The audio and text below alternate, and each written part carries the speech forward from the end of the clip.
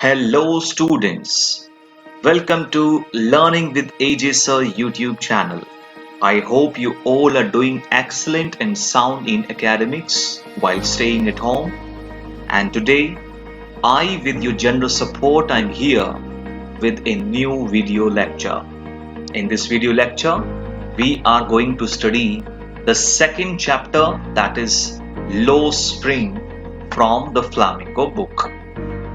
I hope and believe that you have already watched our earlier videos. If not, check out our description box now. The links of all the videos are provided there. तो चलिए बिना देरी के शुरू करते हैं the second chapter lost spring. Chapter को शुरू करने से पहले हमें इसके टाइटल को समझना होगा, लॉस्ट स्प्रिंग। और इस लॉस्ट स्प्रिंग के मीनिंग को समझने से पहले हमें एक चीज और समझनी होगी, और वो टर्म आपके सामने है, आर्कीटाइप। जी हाँ बच्चों, आर्कीटाइप। मुझे लगता है कि आप सबने इस वर्ड को अब से पहले नहीं सुना होगा। मैं आपको जरा बता दूं कि ये आर्कीटाइप होता क्या है। आर्केटाइप ये वर्ड होता क्या है, इससे पहले हम ये जान लेते हैं कि ये वर्ड आया कहां से है। तो आपके सामने जो राइट हैंड साइड में जो फोटो दिख रही है इस इंसान की, इस इंसान का नाम है कार्ल जंग। जी हाँ बच्चों, ये एक थ्योरिस्ट हैं, स्विश साइकोथेरेपिस्ट हैं, साइकेट्रिस्ट हैं और सोशो एनालिस्ट हैं। ये इंसान साइकोलॉजी की दुनिया में एक बहुत बड़ा नाम है। कार्ल जंग ने बहुत सारी थ्योरीज प्रोपाउंड की हैं, डेवलप की हैं और इन्वेंट की हैं। उन्हीं थ्योरीज में से एक थ्योरी को आज हम पढ़ने वाले हैं, दैट इज आर्कीटाइप। अब आपको मैं समझा दूं कि आर्कीटाइप होता क्या है। देखिए, इसके डेफिनेशन कुछ इस तरीके से है कि आर्कीटाइप एक कॉमन कैरेक्टर होता है, या एक कॉमन इमेज होती है, या एक कॉमन सिंबल होता है, या कॉमन सिचुएशन होती है, जो कि लिटरेचर में आपको दिखाई देती है या आपकी लाइफ में आपको दिखाई देती है। और ये जो हमारी कॉमन कैरेक्टर, इमेज, सिंबल या सिचुएशन होती है, इसको माना जाता है कि ये यूनिवर्सल होती है और एक कल्चर का पार्ट ना होकर ये बहुत सारे कल्चर्स में भी हमें दिखाई देती है। देखिए, आपको शायद समझ में नहीं आया हो। चलिए मैं आपके लिए इसको इजी बनाता हूं। आप सिर्फ इन चार वर्ड को याद रखेंगे, करेक्टर, इमेज, सिंबल और सिचुएशन। तो ऐसे करेक्टर, ऐसे इमेज, ऐसे सिंबल या ऐसी सिचुएशन जो कि रेकरिंग हो। देखिए, रेकरिंग का मतलब होता है एक ऐसी चीज जो कि हमें बार बार हमारे सामने आती रहे। यानी कि ये एक ऐसी इमेज, करेक्टर, सिंबल या सिचुएशन होती है जो इतनी कॉमन होती है कि वो आपको बहुत सारी कहानियों में, बहुत सारी फिल्म्स में, बहुत सारी नॉवेल्स में, बहुत सारे प्लेज में दिखाई देती हैं। चलिए, आर्कीटाइप को बहुत अच्छे से समझाने के लिए हम एक एग्जाम्पल से इसको समझने की कोशिश करते हैं। देखिए, मैं आपको अभी चार वीडियो क्लिप्स दिखाने वाला हूं। ये चारों वीडियो क्लिप्स अलग अलग सोर्स से ली गई हैं, लेकिन इन चारों वीडियोस को देखने के बाद आप एक कॉमन पैटर्न, एक कॉमन कैरेक्टर या एक कॉमन सिचुएशन को महसूस करेंगे और आप ढूंढ पाएंगे कि हम यहाँ पे किस आर्कीटाइप का यूज करने वाले हैं। तो चलिए देखते हैं पहली वीडियो जो आपके सामने है।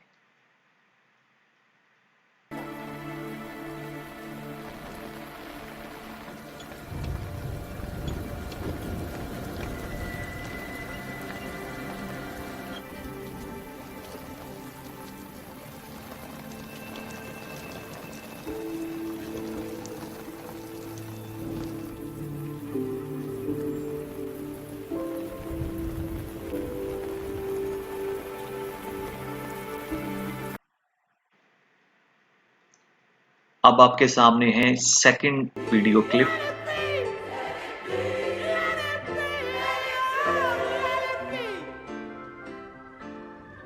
Whisper words of wisdom, let it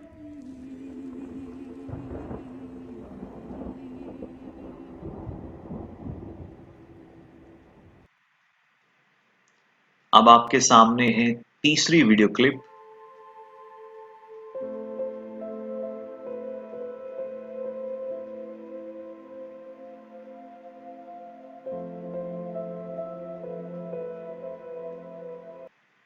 और अब आपके सामने है लास्ट वीडियो क्लिप।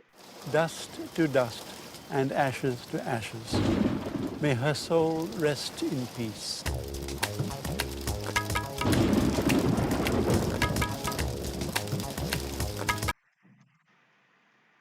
तो चलिए, आपने सभी वीडियो क्लिप्स को ध्यान से देख लिया होगा, और आपने अगर सच में इन चारों वीडियो क्लिप्स को ध्यान से देखा होगा तो इन सभी वीडियोस में दिखाई जाने वाली दो कॉमन चीजों को आप ढूंढ पाए होंगे या समझ पाए होंगे।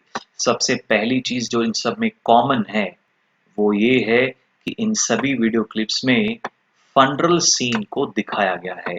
फनरल का मतलब होता है अंतिम संस्कार या दाह संस्कार।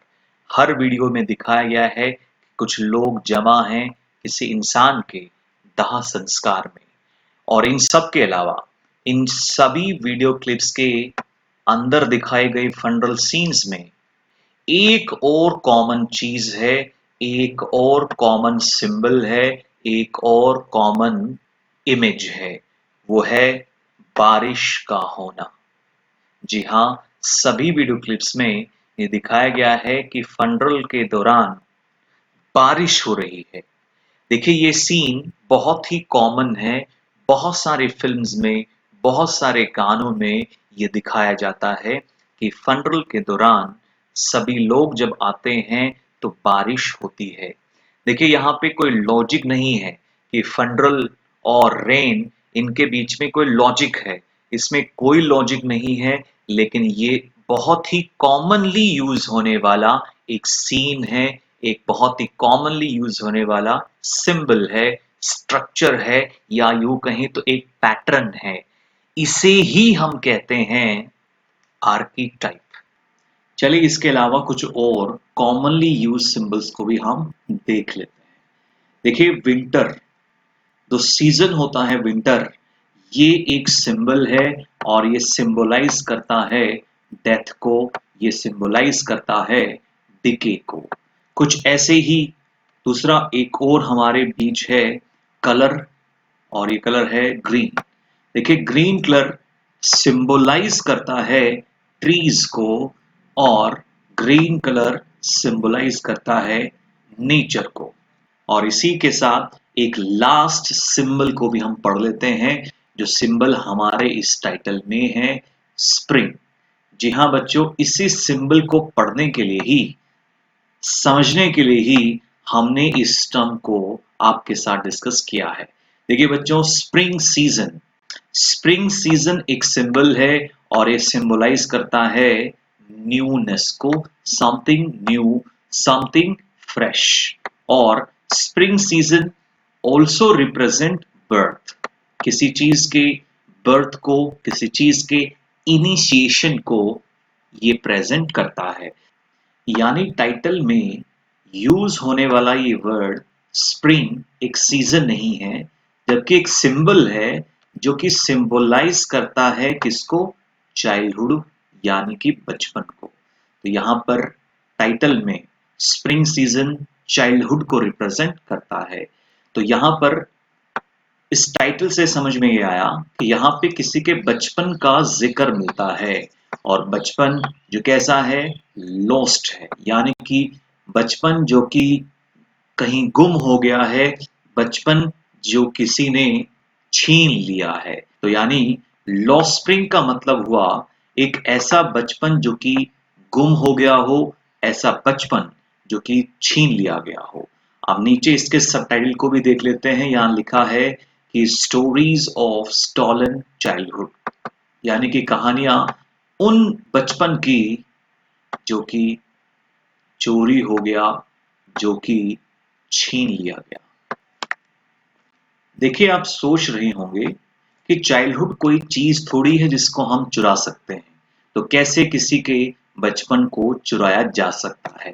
तो मैं आपको बताता हूं कि अगर हम किसी चाइल्ड को उसका चाइल्डहुड अच्छे से एंजॉय नहीं करने दें, तो ये उसका बचपन चुराना ही हुआ।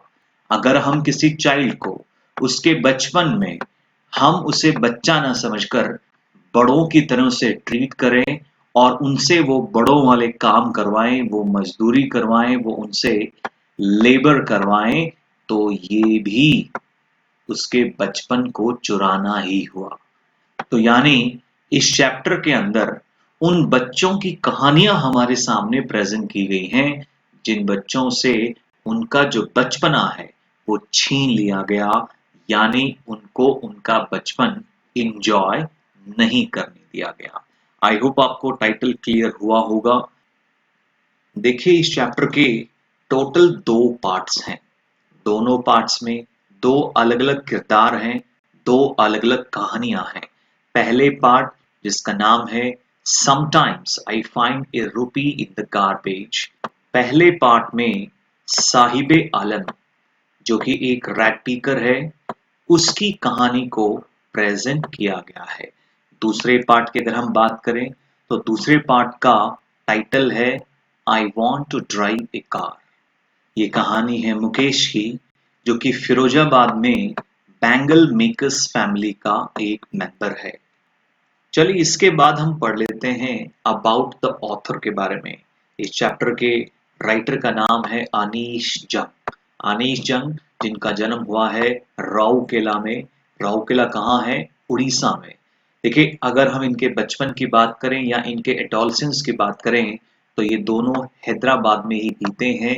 इनकी एजुकेशन की अगर हम बात करें तो वो भी हैदराबाद और यूनाइटेड स्टेट्स ऑफ अमेरिका में हुई है। अगर हम इनके पेरेंट्स की बात करें तो अनीश जंग के फादर और मदर दोनों ही राइटर रहे हैं। इसी की वजह से ही इन्होंने भी अपना करियर राइटिंग्स में ही बनाया है। देखिए, भारत के बहुत से मेजर न्यूज़पेपर्स में ये एज एन एडिटर और कॉलमनिस्ट के तौर पर काम कर चुकी हैं। इन्होंने बहुत सारी बुक्स भी लिखी हैं, जिनमें से एक जो बुक है उसका नाम है law spring stories of stolen childhood. और ये चैप्टर आपके सामने है। ये चैप्टर एक्चुअली में इसी बुक से ही लिया गया है। देखिए, इस चैप्टर में हमें बताया गया है कि किस तरीके से पॉवर्टी यानी कि गरीबी, ट्रेडिशंस यानी कि परंपराएं, कि किस तरीके से गरीबी और परंपराओं ने बच्चों की जिंदगी को एक्सप्लॉइट किया है और कैसे बच्चों की जिंदगियों को टॉर्चर किया है। तो यानी कि बच्चे अगर सक्सेसफुल नहीं है, देखिए हम एक पर्टिकुलर क्लास की बात कर रहे हैं कि पर्टिकुलर क्लास के बच्चों की जिंदगी अगर एक्सप्लॉइटेड है, वो सक्सेसफुल नहीं हो पा रहे, तो उसके पीछे किस कदर गरीबी और कुछ परंपराएं रीजंस की तरह काम कर रही हैं, इस चैप्टर में इस चीज को डिस्कस किया गया है। तो चलिए, बिना किसी डिले के शुरू करते हैं इस पहले पार्ट जिसका नाम है समटाइम्स आई फाइंड ए रूपी इन द गार्बेज। इस फर्स्ट पार्ट की textual explanation. Why do you do this? I ask Sahib, whom I encounter every morning scrounging for gold in the garbage dumps of my neighborhood. देखिए, यहाँ पर आई narrator के लिए use किया गया है। नरेटर यहाँ पर कौन है? अनीस जंग। तो अनीस जंग एक बार साहिब नाम के एक बच्चे से पूछती है कि तुम ऐसा क्यों करते हो? साहिब, जिसको नरेटर हर सुबह अपने पड़ोस में फेंके हुए कूड़े के ढेर में से गोल्ड की तरह इंपॉर्टेंट चीजों को स्क्राउंजिंग करते हुए देखती है। स्क्राउंजिंग से यह मतलब है तलाश करते हुए, ढूंढते हुए, बीनते हुए। तो यानी कि साहिब हर सुबह नरेटर के पड़ोस में फेंके हुए कूड़े के पास आता है और उनमें से इंपॉर्टेंट चीजों को ढूंढता है। Sahib left his home long ago. Sahib ने अपना घर बहुत दिनों पहले छोड़ दिया था। Set amidst the green fields of Dhaka, his home is not even a distant memory. Dhaka के हरे खेतों के बीच साहिब का वो घर कोई ज्यादा पुरानी बात नहीं।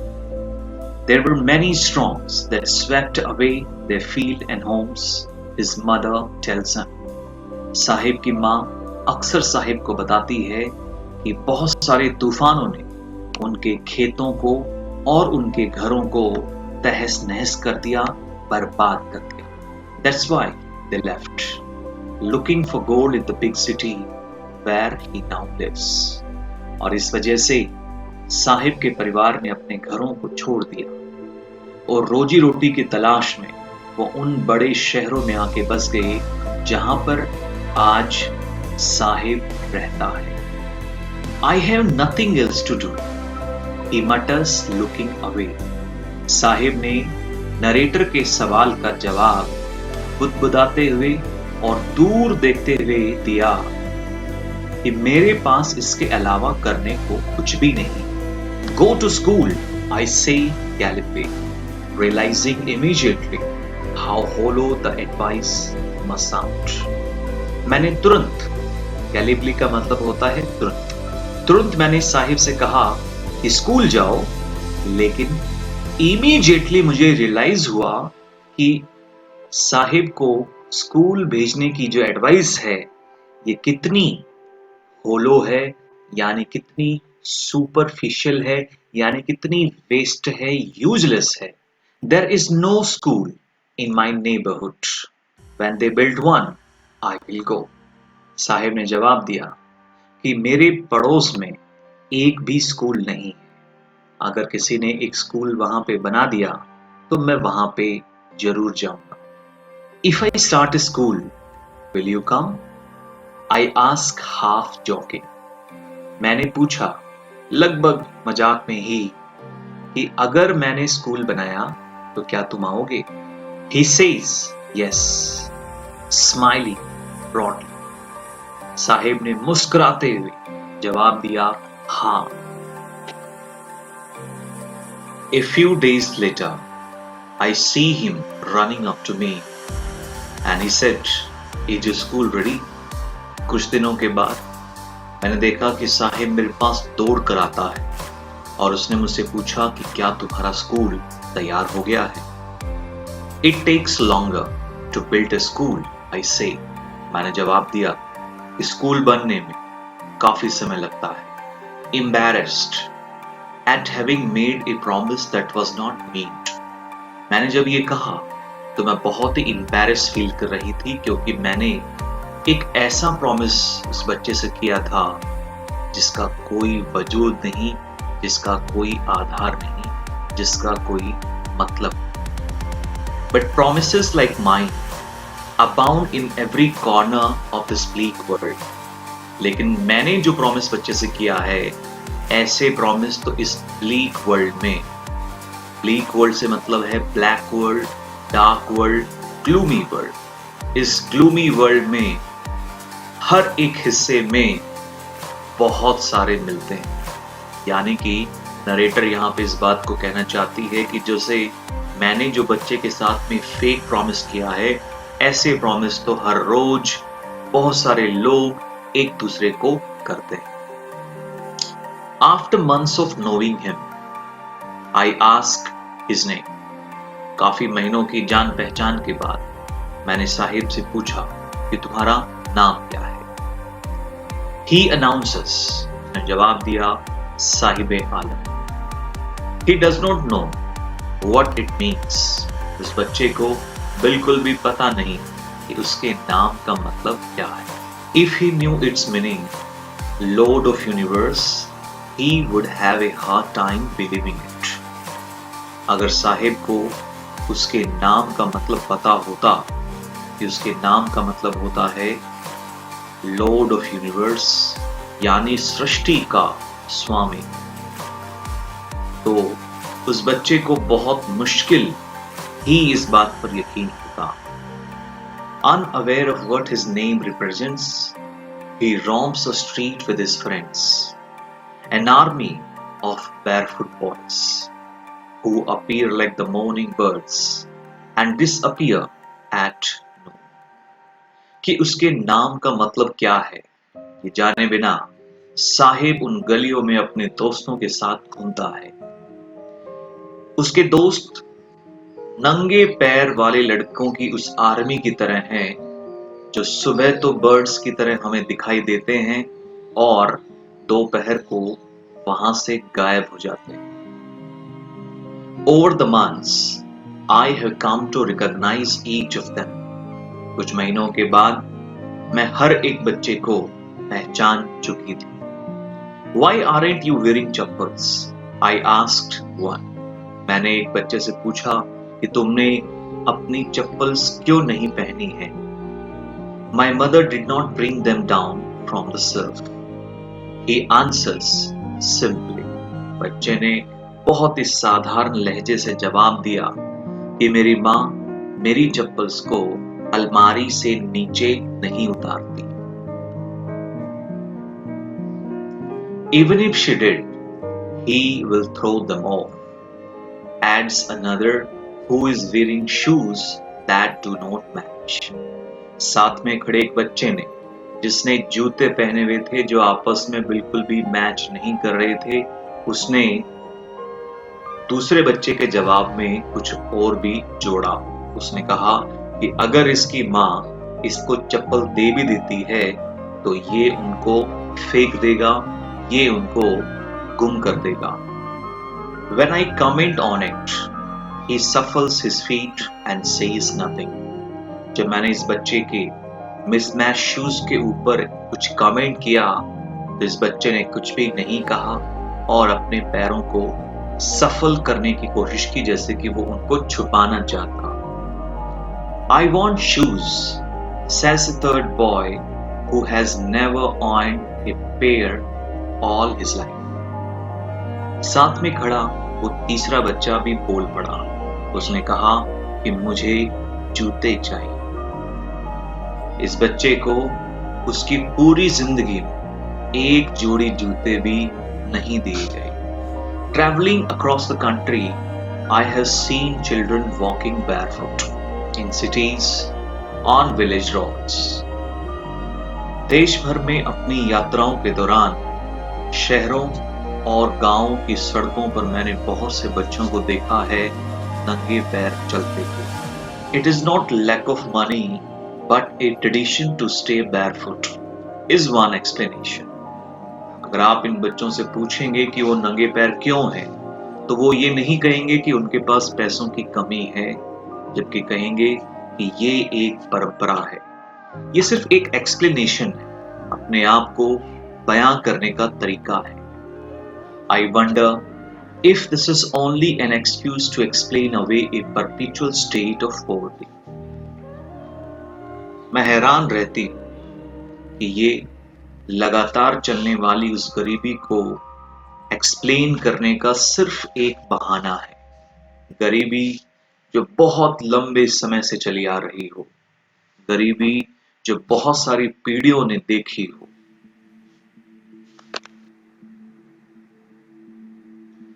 I remember a story a man from Udupi once told me. मुझे याद है एक कहानी जो मुझे उदुपी नाम की जगह के एक इंसान ने मुझे सुनाई थी।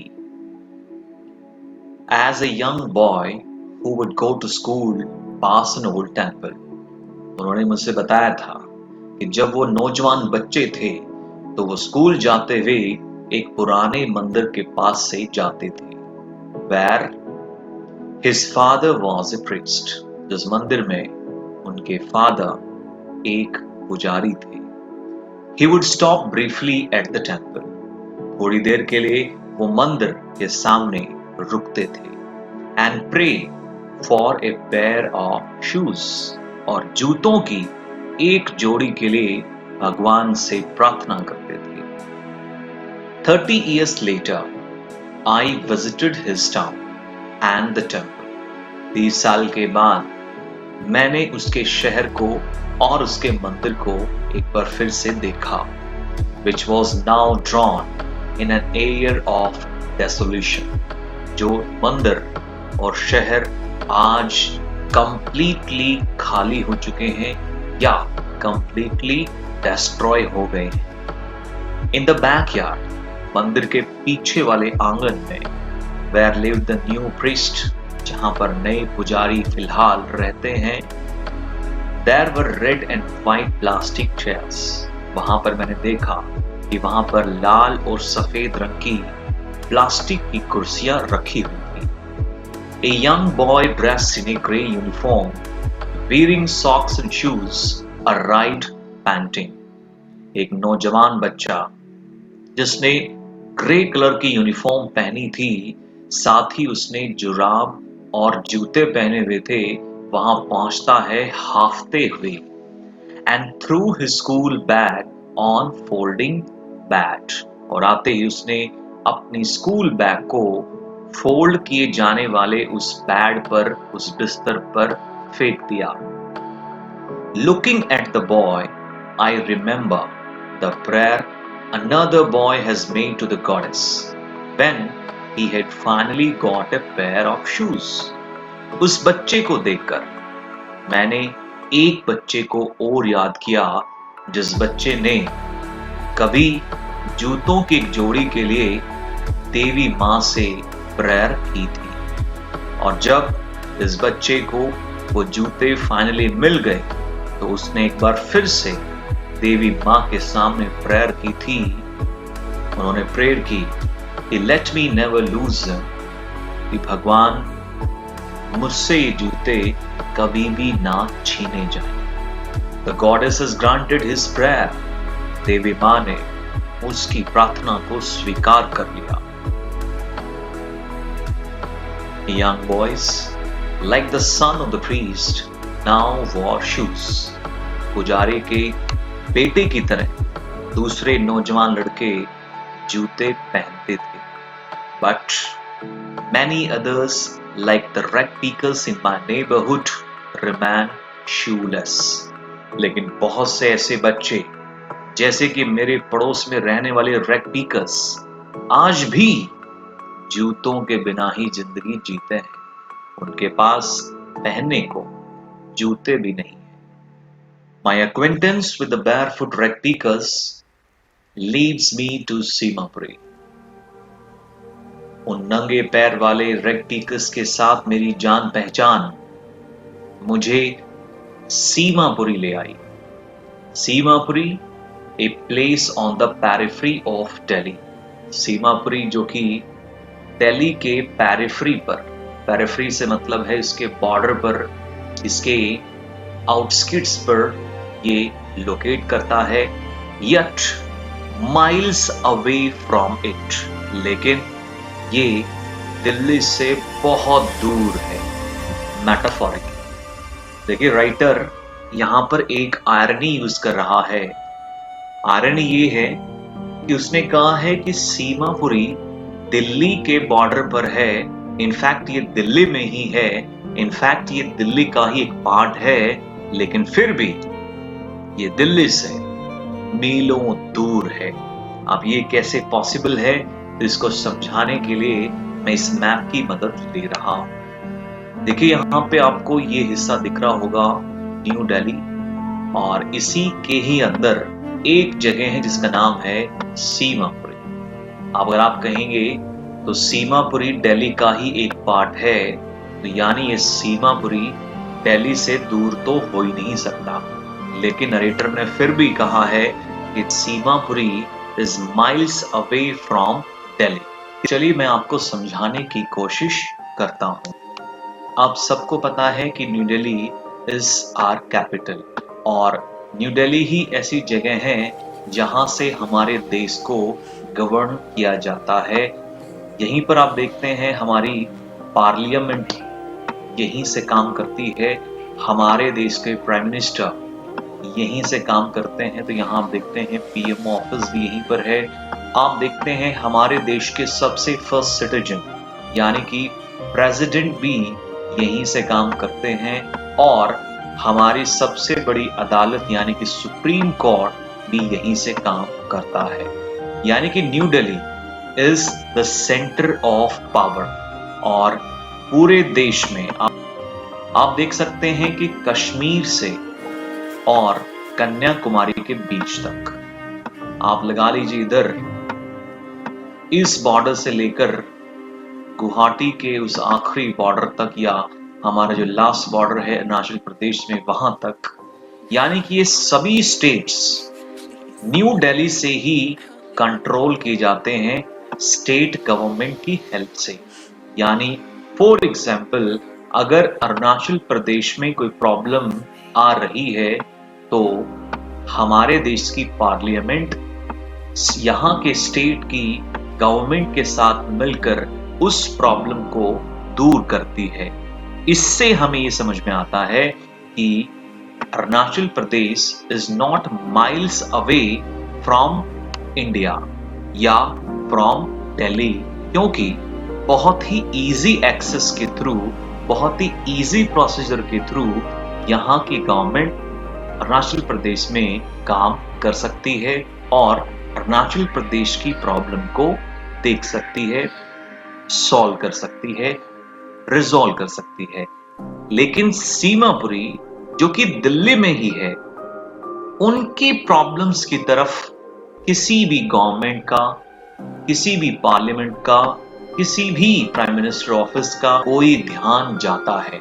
इसका मतलब यूं हुआ कि सीमापुरी शायद दिल्ली से मीलों दूर है। यानी नरेटर यहाँ पर सीमापुरी को मीलों दूर दिल्ली से इसलिए बता रहा है कि दिल्ली का कोई भी ध्यान सीमापुरी पे नहीं है। यहाँ पर बहुत सी प्रॉब्लम्स हैं, लेकिन लोग उन्हीं के साथ ही जी रहे हैं, इसीलिए ये मीलों दूर है। Those who live here are squatters who came from Bangladesh back in 1971. जो लोग आज सीमापुरी में रह रहे हैं, ये सारे लोग स्क्वैटर्स हैं। स्क्वैटर्स वो लोग होते हैं जो किसी पर्टिकुलर जमीन या किसी पर्टिकुलर बिल्डिंग को इलीगली ऑक्यूपाई कर लें या इसे यूज करने लग जाएं या इस पर कब्जा कर लें, उन्हें हम स्क्वैटर्स कहते हैं। तो ये लोग यहाँ पर इलीगली आके रह रहे हैं, जो बांग्लादेश से 1971 में आए थे। Saheb's family is among them. Saheb का परिवार भी इन्हीं लोगों में शामिल है। Seemapuri was then a wilderness. उस समय जब ये लोग यहाँ आए थे और इन लोगों ने सीमापुरी में रहना शुरू किया था, तो सीमापुरी उस समय वाइल्डरनेस से कम नहीं था। वाइल्डरनेस का मतलब है कि जो कंप्लीटली खाली हो, एम्प्टी हो। इट स्टिल इज, आज भी ये ऐसा ही है, but it is no longer empty. लेकिन आज ये खाली नहीं है। In structures of mud with roofs of tin and tarpaulin, devoid of sewage, drainage or running water, live 10,000 rugbyers. इस सेंटेंस को अच्छे से समझने के लिए आप इसे ऐसे भी पढ़ सकते हैं कि in structures of mud live 10,000 rugbyers. कीचड़ के उस ढांचे में करीब 10,000 rugbyers रहते हैं। ये 10,000 rugbyers सीमापुरी में किस तरीके की जिंदगी जी रहे हैं, चलिए देखते हैं। यहाँ लिखा है roofs of tin and tarpaulin. Tarpaulin का मतलब होता है त्रिपाल। आपने देखा होगा एक ऐसा कपड़ा होता है जो कि वाटरप्रूफ होता है। यानी इन rugbyers की जो छत हैं ये टीन से बनी होती हैं या उस त्रिपाल से बनी होती हैं। Devoid of sewage, ड्रेनेज और रनिंग वाटर। इनके यहाँ ना ही कोई सीवेज सिस्टम है, ना ही इनके यहाँ कोई ड्रेनेज सिस्टम है, और ना ही यहाँ पर फ्रेश वाटर जो कि हर एक इंसान की जरूरत होती है उसका कोई सोर्स है। यानी कि इनकी हालत बहुत ही ज्यादा बुरी है। आप देखते हैं सीवेज सिस्टम वो पाइप सिस्टम होता है जिसके थ्रू यूरिन या ऐसी ही वेस्ट लिक्विड को हम रहने की जगह से कहीं दूर भेजते हैं, छोड़ देते हैं, लेकिन इनके पास ऐसा कोई सिस्टम मौजूद नहीं है। They have lived here for more than 30 years without an identity, without permits, but ration cards.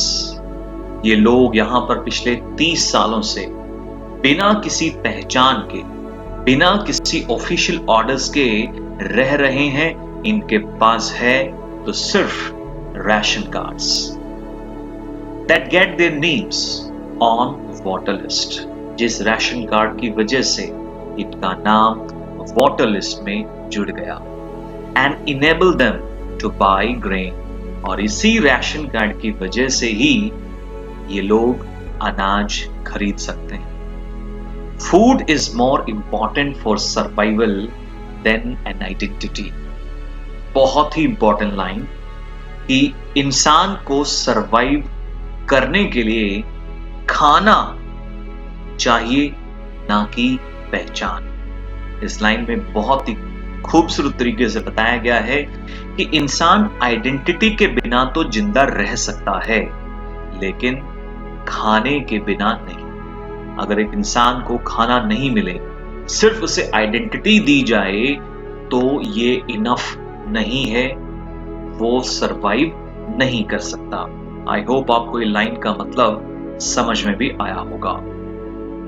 If at the end of the day we can feed our families and go to bed without aching stomach, we would rather live here than in the fields that gave us no grain, says a group of women in tattered saris. When I asked them why they left the beautiful land of green fields and rivers. जब मैंने फटी साड़ी पहने बैठी कुछ महिलाओं के एक group से बात की, और जब मैंने उनसे पूछा कि आप सबने अपने ये खूबसूरत जमीन, वो खूबसूरत हरे खेत, वो नदियां, वो अपना देश क्यों छोड़ दिया, तो उन्होंने हमें जवाब दिया, अगर दिल्ली जैसी जगह में रहकर हम हर रोज अपने हर एक फैमिली मेंबर को भरपेट खाना खिला पाएं, और अगर यहाँ रहकर हम बिना भूखे पेट अगर रात को सो पाएं, तो फिर हम यहीं रहना पसंद करेंगे, उन हरे खेतों की बजाय जहां से हमें अनाज का एक भी दाना नहीं मिलता। यानी ये महिलाएं ये कह रही हैं कि अगर यहाँ पर रहकर वो इतना कमा लें कि उनके हर एक फैमिली मेंबर को भरपेट खाना मिल जाए, उन्हें भूखे पेट ना सोना पड़े, तो वो अपनी जिंदगी यहीं पर बिता सकते हैं उन हरे खेतों की बजाय। इन महिलाओं के ग्रुप ने हमें बताने की कोशिश की कि क्यों उन्होंने अपने उस देश को छोड़ दिया, क्यों उन्होंने अपने घरों को छोड़ दिया, और क्यों उन्होंने अपने खेतों को छोड़ दिया। लेकिन इन सब के साथ एक और सच है जो मैं आपको बताना चाहता हूं। मैं आपके सामने बात करना चाहता हूं 1971 में हुए बांग्लादेश जेनोसाइड की। देखिए बच्चों, जेनोसाइड का मतलब होता है मास किलिंग, यानी कि बहुत बड़े नंबर में, बहुत बड़ी संख्या में बहुत से लोगों को मार डालना, ये होता है जेनोसाइड। इसे हिंदी में कहा जाता है नरसंहार। मैं यहां इस चीज को भी डिस्कस करना चाहता हूं कि उन सभी रीजंस के अलावा कैसे इस जेनोसाइड में, जो कि 1971 में ही हुआ था, इस जेनोसाइड ने इन लोगों को मजबूर किया कि वो अपने घरों को, अपने खेतों को और अपने देश को वहां से छोड़ दें और इंडिया जैसे किसी नेबरिंग कंट्री में आकर बस जाएं। चलिए हम बात करते हैं इस जेनोसाइड की। आपके सामने मैंने एक मैप लगाया है, आप यहां देख सकते हैं, ये पाकिस्तान है और ये बांग्लादेश है। देखिए बांग्लादेश की आजादी से पहले आप सबको पता है कि ये पाकिस्तान का ही एक पार्ट था। हम अगर बात करें तो ये हमारा उस टाइम पे वेस्ट पाकिस्तान हुआ करता था और ये हमारा ईस्ट पाकिस्तान हुआ करता था। आप सबको पता है कि आजादी से पहले ये पाकिस्तान ही था। देखिए, वेस्ट पाकिस्तान ने उस समय हमेशा ही कोशिश की थी कि वो किसी तरीके से ईस्ट पाकिस्तान को अपने कंट्रोल में रखे और किसी भी तरीके से उनको अपने से दूर ना होने दे। और इसी की वजह से ही जब ईस्ट पाकिस्तान में आजादी के लिए संघर्ष शुरू हुआ, कॉन्फ्लिक्ट शुरू हुआ, तो 26 मार्च 1971, जो कि बांग्लादेश की हिस्ट्री में एक काला दिन है, इस दिन वेस्ट पाकिस्तान ने, हम बात कर रहे हैं कि वेस्ट पाकिस्तान ने एक ऑपरेशन जिसका नाम है सर्चलाइट, ऑपरेशन सर्चलाइट को लॉन्च कर दिया। अब आप पूछ सकते हैं कि सर, इस ऑपरेशन सर्चलाइट का मकसद क्या था? तो चलिए आपको मैं बता दूं कि इस ऑपरेशन का मकसद ये था कि ईस्ट पाकिस्तान में रहने वाले सभी बंगाली और हिंदू रिलीजन के जो लोग हैं, इनको टारगेट करना। यानी कि वेस्ट पाकिस्तान चाहता था कि ईस्ट पाकिस्तान में सभी बंगाली बोलने वाले लोग और हिंदू रिलीजन को मानने वाले लोग ना रहें और वो वहां से चले जाएं। और इस ऑपरेशन में बहुत ही बुरे तरीके से बंगाली और हिंदू लोगों को मारा गया। इस ऑपरेशन में टोटल 9 मंथ्स लगे। इन 9 महीनों के दौरान एक रिपोर्ट के हिसाब से 3 लाख से लेकर 30 लाख के बीच लोगों को सरेआम मार डाला गया। एक रिपोर्ट के हिसाब से 2 से 4 लाख के बीच बंगाली विमेंस का रेप कर दिया गया। एक रिपोर्ट तो ये भी क्लेम करती है कि इस ऑपरेशन को लॉन्च करने वाले या इस ऑपरेशन को लीड करने वाले लोगों ने पब्लिक में एक नारा भी दिया गया था कि बंगाली जो महिला है वो पब्लिक प्रॉपर्टी है। और ये बहुत ही शर्मनाक था।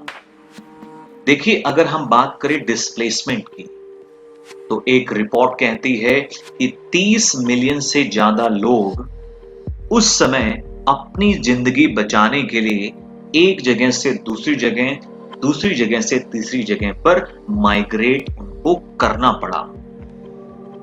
देखिए बच्चों, इस डेटा की ऑथेंटिसिटी को ना तो मैं क्लेम कर रहा हूं, ना ही मैं इसे वैलिडेट कर रहा हूं। ये डेटा मैंने विकिपीडिया से लिया है। आप भी वहां जा सकते हैं और इस जेनोसाइड के बारे में या इस डेटा के बारे में और कुछ पढ़ सकते हैं। आई होप आपको समझ में आया होगा कि कैसे इस जेनोसाइड ने इन लोगों को मजबूर किया वहां से माइग्रेट करने में। चलिए कंटिन्यू करते हैं हमारी textual explanation. Wherever they find food, they pitch their tents. रास्ते में माइग्रेट करते हुए जहां भी कहीं इनको खाना मिला, इन्होंने अपना टेंट वहीं पर गाड़ लिया। That become transit homes, जो उनका टेम्पररी घर भी बन गया। Children grow up in them. इन्हीं टेंट्स में बच्चे बढ़ते हैं, बिकमिंग पार्टनर्स इन सर्वाइवल, और इस कठिन जिंदगी को जीने में अपने पेरेंट्स की मदद करते हैं, उनके पार्टनर्स बनते हैं। And survival in Seemapuri means rag peeking. और सीमापुरी में अगर आपको जिंदा रहना है तो एक ही सोर्स है, वो है rag peeking. Through the years it has acquired the proportions of a fine art. बहुत सालों तक रैग पीकिंग करने की वजह से ये रैग पीकिंग आज एक फाइन आर्ट बन गई है, ये एक कला बन गई है। Garbage to them is gold. इन सभी के लिए ये कूड़ा उस सोने की तरह है। It is their daily bread. ये कूड़ा ही है जिसकी वजह से इनको रोटियां मिलती हैं। ए रूफ ओवर देयर हेड्स। ये कूड़ा ही है जिसकी वजह से इनके सर पर एक छत है। Even if it is a leaking roof, वो अलग बात है कि ये जो रूफ है, ये जो छत है, वो लीक करती है, पानी अंदर उसमें से आता है। But for a child it is even more. लेकिन बच्चों के लिए ये इससे भी अलग है, ये इससे भी ज्यादा है। I sometimes find a rupee, even a 10 rupee note, Sahib says. Sahib ने नरेटर से कहा कि कभी कभी मुझे इस कूड़े के ढेर में से 1 रुपया मिल जाता है, और कई बार तो मुझे 10 रुपए का नोट भी मिल जाता है। और जब उसने ये कहा, his eyes lightening up, उसकी आंखों में एक चमक थी, वो खुश था। When you can find a silver coin in a heap of garbage, जब आपको कूड़े के ढेर में से एक चांदी का सिक्का मिल जाता है, you don't stop scrounging, अब तलाशना बंद नहीं करते हैं। For there is a hope of finding more, क्योंकि आपके दिल में और एक उम्मीद रहती है कि हो सकता है आपको कोई और सिक्के भी मिल जाए। It seems that for children, garbage has a meaning different from what it means to their parents. यानी ऐसा लगता है कि इन बच्चों के लिए इस कूड़े का जो मतलब है ये अलग है उस मीनिंग से, उस मतलब से जो उनके पेरेंट्स को लगता है। यानी कि इन बच्चों के लिए इस कूड़े का एक अलग मतलब है और इन पेरेंट्स के लिए इस कूड़े का अलग मतलब है। For children, it is wrapped in wonder. इन बच्चों के लिए ये कूड़ा उस रैप्ड बॉक्स की तरह है जिसके अंदर कोई एक्साइटिंग चीज होती है। इन बच्चों के एक्साइटमेंट को आप एक एग्जाम्पल से समझ सकते हैं। मान लीजिए आपका बर्थडे है, आपके पेरेंट्स आपको एक बड़ा सा बॉक्स देते हैं जिसको उन्होंने बाहर से रैप किया हुआ है। ये कूड़ा उन बच्चों के लिए उस रैप्ड गिफ्ट की तरह है। जब तक आप इस बॉक्स को नहीं खोलते हैं तब तक आप बहुत ही एक्साइटेड रहते हैं। आप जानना चाहते हैं एक एक सेकंड में कि इसके अंदर क्या है। आप उस चीज को हासिल करना चाहते हैं, आप उस चीज को लेना चाहते हैं। ये बच्चों के लिए, इन बच्चों के लिए ये कूड़ा उसी रैप की तरह है। इनको लगता है कि इस कूड़े के ढेर में से उनको या तो कोई सिक्का मिल सकता है या अगर उनकी किस्मत अच्छी हुई तो उनको एक 10 रुपए का नोट भी मिल सकता है। For elders it is a means of survival. अगर बात करें इन पेरेंट्स की तो ये कूड़ा उनकी जिंदगी को जीने का एक साधन है जिसकी मदद से वो कुछ कमा सकते हैं, जिसकी मदद से वो अपनी फैमिली मेंबर्स का पेट भर सकते हैं और जिंदा रह सकते हैं। तो यानी कि आपने अभी समझा कि इस गार्बेज का मीनिंग बच्चों के लिए अलग है और पेरेंट्स के लिए अलग है। One winter morning, I see Sahib standing by the fans gate of the neighborhood club. एक सर्दी की सुबह की बात है, मैंने साहिब को देखा जो कि मेरे पड़ोस में टेनिस क्लब के गेट के बाहर खड़ा हुआ था। इस क्लब के चारों तरफ बाउंड्री बनाई हुई थी ताकि कोई भी इसके अंदर ना आ पाए। He was watching two men dressed in white playing tennis. Sahib बाहर से खड़ा होकर 2 लोगों को देख रहा था जो अंदर सफेद रंग की ड्रेस पहने हुए थे और टेनिस खेल रहे थे। I like the game, he hums, content to watch it standing behind the fence. इस क्लब की बाउंड्री के बाहर खड़े होकर इन 2 लोगों को खेलता देखकर ही संतुष्ट होकर साहिब गुनगुनाता है।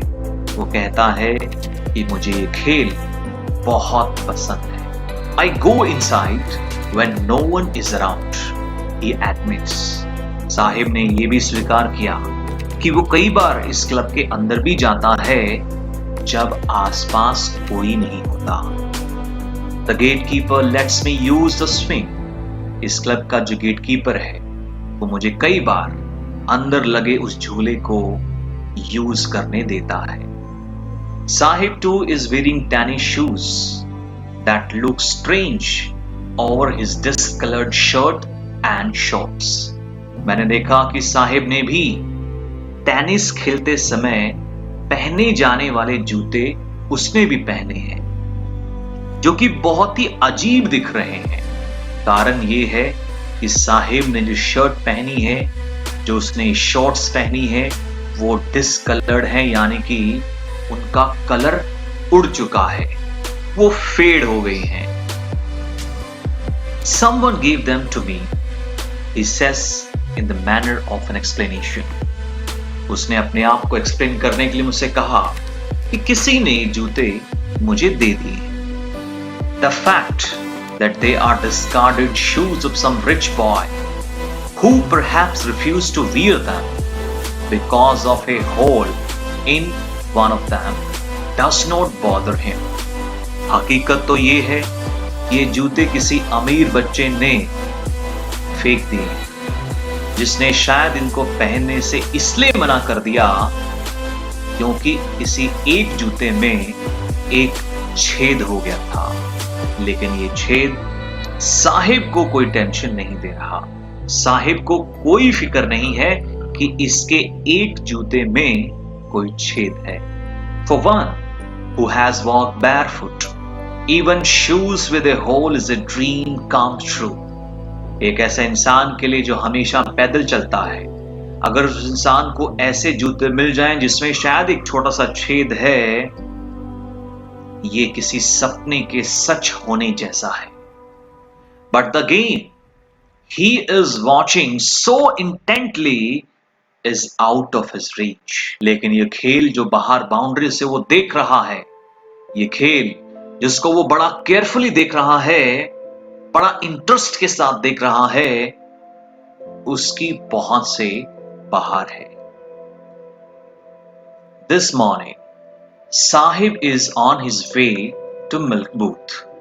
आज की सुबह साहिब मिल्क बूथ की तरफ जा रहा है। In his hand is a steel canister. उसके हाथ में स्टील से बना एक बर्तन है। I now work in a tea store down the road, he says, pointing in the distance. कुछ दूरी का इशारा कर कर साहिब ने मुझसे कहा कि इस गली के आखिरी में बनी उस चाय की दुकान पर मैं आजकल काम करता हूं। I am paid 800 rupees and all my meals. मुझे वहां पर 800 रुपए और मेरा जो खाना है ये मुझे दिया जाता है। Does he like the job? I ask. मैंने पूछा कि क्या उसको उसकी जॉब पसंद है। His face, I see, has lost the carefree look. जब मैंने साहिब से ये सवाल पूछा तो उसके चेहरे पर से वो केयरफ्री लुक गायब हो गया और उसके चेहरे पर चिंता की लकीरें क्लियरली देखी जा सकती थी। The steel canister seems heavier than the plastic bag he would carry so lightly over his shoulder. साहिल के हाथ में लटकता वो स्टील का बर्तन साहिब के उस बैग से भी ज्यादा वजनदार दिखाई दे रहा था, जो बैग साहिब अपने कंधे पर बहुत ही आसानी के साथ उठाकर चलता था। देखिए यहाँ पर हाइपरबली का यूज किया गया है, यहाँ पे चीजों को एक्सेजरेट करके लिखा गया है। देखिए आप सबको पता है कि ये स्टील कैनिस्टर ऑब्वियसली काफी हल्का होता है as compare to this plastic bag, लेकिन नरेटर ने यहाँ पर फिर भी ये कहा है कि स्टील कैनिस्टर ज्यादा हैवी है और ये प्लास्टिक बैग बहुत ही हल्का है। आपसे अगर पूछा जाए कि ऐसा क्यों नरेटर ने कहा है, तो इसका आंसर हमें नेक्स्ट टाइम में मिलेगा। आगे उसने कहा है कि द बैग वॉज हिज। कारण ये है कि ये जो बैग आपको दिख रहा है, ये बैग साहिब का है, और the canister belongs to the man who owns the tea shop. लेकिन ये जो स्टील कैनिस्टर है, ये साहिब का नहीं है, जबकि उस टी शॉप के ऑनर का है। Saheb is no longer his own master. देखिए, आखिरी में नरेटर ने साहिब के बारे में एक बड़ी इंपॉर्टेंट लाइन हमें कही है कि इस टी स्टॉल में काम करते हुए Saheb is no longer his own master. इस टी स्टॉल में काम करते हुए साहिब अब अपना खुद का मास्टर नहीं रहा, यानी कि साहिब आज फ्री नहीं है, साहिब आज आजाद नहीं है, साहिब आज इंडिपेंडेंट नहीं है। वो आज मास्टर नहीं, सर्वेंट बन गया है। कारण ये है कि जो प्लास्टिक बैग जिसको वो अपने कंधे पे उठा के गलियों में घूमता था, माना कि उससे वो इतना ज्यादा नहीं कमा पाता था, लेकिन वो आजाद था, वो अपना खुद का मास्टर था, वो किसी का गुलाम नहीं था, वो अपनी चॉइस के दम पर अपना दिन बिता सकता था। लेकिन आज चूंकि वो इस टी स्टॉल में काम करता है, आज वो खुद का मास्टर नहीं है, आज वो एक सर्वेंट है जो काम करता है इस मालिक के लिए। आई होप इस आखिरी लाइन की तरह ही आपको ये पहला पार्ट समझ में आ गया होगा। अगर आपको अभी भी कोई डाउट रहता है तो आप मुझे पर्सनली कांटेक्ट कर सकते हैं। आप चाहें तो कमेंट सेक्शन में जाकर अपनी क्वेरी पोस्ट कर सकते हैं। मैं बहुत जल्दी ही इसका जवाब आपको दूंगा। आई होप आपको ये वीडियो पसंद आया होगा। अगर आपको सच में ये वीडियो पसंद आया है, आप कुछ समझे हैं, तो आप मेरा साहस बढ़ा सकते हैं इस वीडियो को लाइक करके और अपने फ्रेंड्स के साथ शेयर करके। चलिए मिलते हैं हम एक नई वीडियो के साथ बहुत जल्दी ही। तब तक good bye and have a nice day.